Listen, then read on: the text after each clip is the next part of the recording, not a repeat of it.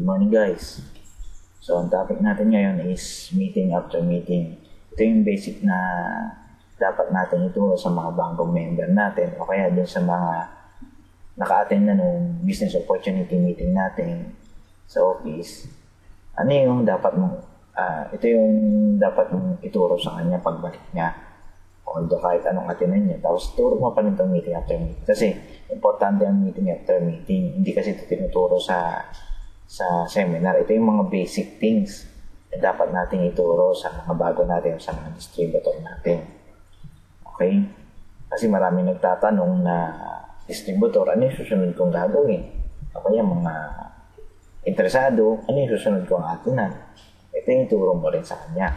Okay, una, kung hindi pa member yung kausap natin, tanongin mo agad siya kung kailan siya magka-qualify. Kailangan mag-qualify siya as soon as possible agad. Dapat di na pinapatagal din ng 2 days. Kung meron ka na talaga, maglabas ka na agad kasi ang point lang. Gusto mong kumita ng malaki, siyempre, dapat member ka muna. Tama? Huwag kayong mahiya kung tanongin siya kung kailan siya mag-member. Kasi mamaya, inaantay ka lang niya na magtanong kung kailan mo siya pag-member rin. Diba? Para at least alam mo kung kailan din siya magkukommit. At ano talaga yung commitment niya. Kasi ang hanapin natin dito guys, yung mabilis mag-decide. Kung gusto mo mabilis yung grupo mo, hanapin natin yung mabilis mag-decide. Okay, kasi tinan mo, hindi tita ng puhunan. Pag-iisipan pa daw yung iba. Kasi pwede mong ganito sabihin mo sa kanya. Ito, unang sasabihin mo sa kanya, para di ba lahat tayo nangangarap eh. Ang pangarap natin, bahay, kotse, lupa, savings na malaki, maging financially free.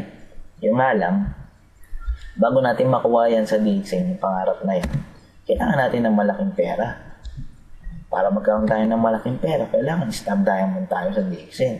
At pag Star Diamond tayo, bago tayo mag-Star Diamond, kailangan natin ng 6 na Star Agent. At yung Star Agent, kailangan nakabuo sila ng 45,000 points bawat isang Star Agent. At kailangan, bago tayo magka-check-in, 1,000 points. Tama? Yung 1,000 points, monthly yan eh. Kung yung membership, patatagalin natin ng 1 buwan, 2 buwan. Diba? Yung 1,000 points monthly yan, paano pa yan? Tama? Yung 45,000, paano pa yan? Paano pa yung Star Agent? Paano pa yung Star Diamond? Paano pa yung big income? Paano pa makukuha yung pangarap natin? Tama? Kung sa pinakamadali, unang step pa lang nahihirapan ka na, paano pa makuha yung pangarap? Tama? Kaya kung suggest ko sa iyo guys, kung hindi ka pa member, gawan mo agad ng paraan niya. Kasi, huwag mo nang patagalin niya ng 1 week. Ako nga, 2 days lang, nag-member na agad ako eh. Okay, pwede mong gano'n ganito. Pwede mo siyang share mo kung paano ka nag-member at bakit ka nag-member.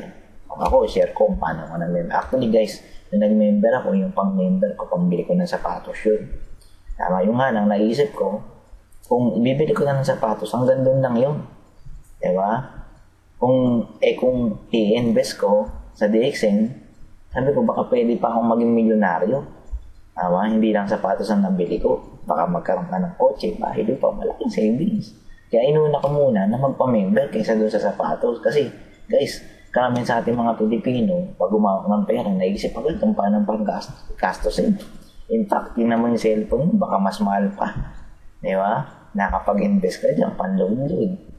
Samantalang pang naglo-load ka, gastos na naman yun. Wala nang bumabalik sa'yo. Tama? Okay na mo guys. Ito, pangalawa, pwede mo sabihin sa kanya. Kwento mo yung kwento ng dalawang magkasawa. Yung lalaki na under desire. Under desire yung lalaki ganito. Sabi nung babae, everyday, ginagawa sa kanya, magganito ka, magmalansya ka, magluto ka, magsaing ka, maglinis ka ng bahay, bumili ka ng ganito, bumili ka ng ganyan. Lagi sa inutusan, ina-under desire. Hanggang later on, napikon na siguro yung lalaki. Sabi ng lalaki, "Uy, baga ako in-under mo pa, magpapamatay ako." Sabi ganun ng lalaki sa babae. Natawa yung babae. "Magpapamatay ka?" Sabi ganun ng babae. "Hindi ako naniniwala." Sabi ganun ng babae. Sabi ng lalaki, ganito, "Magpapamatay na nga ako eh. Tawa ka pa ng tawa." Sabi ng lalaki. Sabi ng babae naman, ganito, "Huwag ka pamatay. Kalukuhan yan. Hirap paniwalaan yan. Kasi magpatuloy nga, di mo magawa. Paano pa magpakamatay?" Tama? Tingnan nyo, parang ganito yan eh. Lahat naman tayo gustong imaman. Tama? Gusto natin maging financial free, makuha yung mga pangarap natin. Pero pagdating sa pagpapamember, ang tagal mag-decide. Tama? Kaya guys, di ba, given to, bago tayo umama sa Dixon, dapat member ka muna. Bago tayo mangarap, member ka muna. Okay? Okay, kwento mo yung ganito. Guys, ang Dixon, coach ito papunta sa pangarap natin. Tama? Yung nga lang, bago mo mag-drive ang kotse, kailangan mo ng susi. Tama? Yung susi na yun yung pagpapamember mo sa Dixon. Okay? Ngayon guys, siyempre, may susi ka nga. Ano naman yung hindi ka naman pala marunong mag-drive pala? Tama? Ang next topic natin is learn the business. Okay? Dapat pag-aralan natin yung business. Pagka-member mo, learn the business. Tignan mo. Yung McDonald's, ang may-ari niya sa Pilipinas, ang master franchise niya sa Pilipinas, pangalan niya si George Chang. Pero bago siya binigyan ng pagkakataong maging master franchise ng Pilipinas, nag-aral muna siya sa McDonald's Hamburg University sa Chicago for 2 years. Pero kung titignan mo ang background niya, may jewelry business, may cigarette distribution, insurance firm, meron siya, part-time professor pa sa Lasal. Pero kung titignan mo sa estado ng ganyan, sabi kasi sa kanya ng McDonald's, iwan mo yung ginagawa mo dyan. Tama? Pumunta ka rito sa McDonald's Hamburg University, pag-aralan mo. Pero dito sa Dixon, hindi naman natin kailangan i-give up kung ano yung ginagawa mo. Kung estudyante ka, ituloy mo lang. Kung nagtatrabaho ka, ituloy mo lang. Ang gawin mo, isabay mo lang to. Tama? Pero dapat pag-aralan din natin. Tama? Sa Dixon, meron din tayong sariling school. Ito yung Dixon University. Para maging Star Diamonds, lahat ng Star Diamonds sa Dixon, nag-aaral dyan sa university na yan. Ano yung pinag-aralan natin? Ito, ang course natin, base HTBM. Ano yan? Bachelor of Science on How to Become a Millionaire. At tuturo sa atin sa Dixon University para maging milyonaryo. Tama? Ito yung mga subject natin, 3 lang. Business Opportunity Meeting. Tama? Diyan dinidiscuss kung ano yung meron sa business. Dapat alam natin yan. NDT, yung Distributors Training. Gano therapy or product knowledge, siyempre dapat yung sa NDT, ang ginagawa pala dyan, kung paano ginagawa ang Dixon at bakit mo gagawin, dyan dinidiscuss. Gano therapy, product knowledge, naman dinidiscuss naman dyan yung about sa produkto, siyempre dapat alam mo yung produkto mo. Mamaya, nag-recommend ka, ay, ganda na itong kape, nasarap, natikman mo na, hindi pa, hindi mo pala natitikman. Tapos pag mayroong nangyari dun sa tao na nabentahan mo, kaya bumili sa'yo, ayoko na yung kape mo, may side effects, tayo ko ng tayo. Ikaw, hindi ka nakapag-aral. Diba? Kaya nawala agad yung knowledge. Ang baga, hindi mo ma-depend ngayon yung about sa produkto. Dapat alam din natin yan. Okay?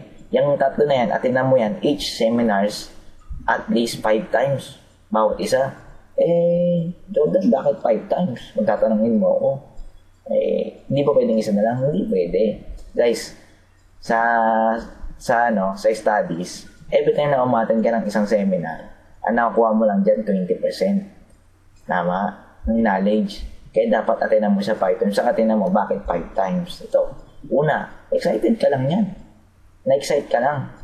Tama? Pangalawa, you understand. Pangalawang attend mo. Kasi sa umpisa na-excite ka, may mga tanong ka pa niya. Pagbalik mo, attend ka uli. Ay, ganun pala. Kailangan pala mag-member. Diba? Naintindihan mo na. Pangatlo, you understand well. Ay, kailangan pala mag 1,000 points. Pangapat, baka memorize mo na yung sinasabi ng speaker. Guys, sa Dixon, hindi mo kailangan magaling ka rito magsalita. Akala mo lang yung mga speaker magagaling magsalita yan. Ang sekreto namin dito, dapat memorize mo yung sinasabi mo. Kami guys, kaya kami ganito, memorize na namin sinasabi namin. Ang lahat ng diamond, memorize na yung sinasabi nila. Guys, sa Dixon, same din. Kahit saan aspeto. Mag-nursing ka, mag-service crew ka, memorize mo yung ginagawa mo, paulit-ulit yan. Tama? Dahil pag hindi mo na-memorize yan, malilito ka kung anong unahin mo. Same sa Dixon, dapat memorize mo, kakatin.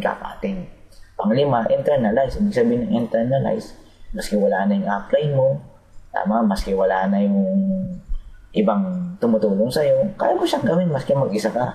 Yan ang internalize. Kumbaga, maski wala na nag-guide sa'yo, kaya mong gawin. Kami katulad kami, tinanong kami, nung unang i-apply, sinasamahan ako niyan. Pero ngayon, Internalize ko na. Maski wala si upline, kaya ko siyang gawin kasi internalize ko yung negosyo ko. Okay? Ito, ano yung mga materials na kailangan natin? Siyempre, invest tayo sa materials like clear book. Tama? Kasi habang nagsisimula ka, ba't kailangan ng clear book? Habang nagsisimula ka, wala ka pang preba ng iba gagamitin mo. Tama? Pangalawa, notebook. Siyempre, pag umatin ka ng seminar, dapat pakita mo seryoso ka sa negosyo mo. Lalo na pag may prospect ka, dapat nagsusulat ka. Kasi tinan mo, walang tao nasasali sa isang tao na hindi seryoso sa ginagawa niya. Tama? Nakikita ka nung prospect mo, hindi ka naman seryoso pala sa negosyo mo. Kung pinakita mo sa prospect mo na seryoso ka sa negosyo mo dahil nag-notes ka. Tama? Guys, tanda mo, negosyo to. Kaya dapat seryosohin natin. Okay? BCDs, kailangan natin yan. Siyempre, pag may mga home party tayo, may mga house meeting, kailangan natin ng BCD. Papanood sa mga prospect natin. Audio CD, kagaya po nito, mga learning tools, pwede mong pakinggan habang nasa bahay ka for the learning purposes yan. Kagaya audio CD or MP3. MP3, uso naman ngayon yan. Yung mga nabibili niya na mura, invest ka po niya. Tickler, yung maliit na notebook, pwede kang, yung Tickler kasi ginagawa ko yan. Minsan emergency na, biglang meron kang maatinan na meron nag-discuss na nakita mo, ganda ng discuss niya, sulat mo, Tickler. O kaya mag-interview ka. Di ba? Ng mga diamond sa DXN, gamitin mo yung Tickler. Simple lang naman mag-interview. Kailangan, tanongin mo, pangalan niya, background niya before, status niya sa DXN, or income niya sa DXN. Pang-apat, tips. Di ba? Yan ang gamit. Kasi kailangan dito, habang good learning attitude. Kaya kailangan dito, humble ka. Kung matalino ka man, lawyer ka man, accountant ka man, doctor ka man, okay lang yan, guys. Importante, pagdating dito sa ganitong negosyo, wala ka pang alam dito, nirespeto namin kung ano ka, kung ano yung tinapos mo, profession, nirespeto namin yan. Pero pagdating sa DXM, or sa ganitong negosyo, dapat humble lang yourself. Kumbaga, isiro mo agad lahat ng meron ka, isiro mo. Okay? Number 6, recorder and MP3. Okay? Number 3, prospecting. Siyempre, kailangan sa DXM, pag uwi mo, dapat sulat mo agad yung mga prospects mo. Mag-lista ka ng at least pang 150 to 300 names. Okay? Sulat mo yan. Huwag kang mamili ng tao. Mas sa cellphone mo, ang dami yan. Categorize mo lang yung prospect mo. Categorize mo sa 4. Kunyari, pangalan, lagyan mo. A pala siya. Ano ba yung A? Yan yung mga positive, mahilig magnegosyo, masipag, etc. Lahat ng mga gandang quality sa kanya. Kunyari, si Jordan, lagay mo, ay positive yan. Mahilig siya negosyo, masipag yan, lagay mo. Yung B naman, ito yung mga taong kilala mo na medyo alanganin ka. 50-50. Okay, lagay mo, kunyari si ganito. Lagay mo B, ay alangan to, baka hindi sumali. Lagay mo B. Kasi, mga walang kwentang tao, ito yung mga tambay, wala talagang pangarap, sa tingin mo, tamad, di ba? Lagay mo pa rin, malay mo, may kilalang masipag yung mga yan. O kaya, minsan, kung sino yung mga ganyan, yan pa yung interesado, naghahanap lang sila ng opportunity.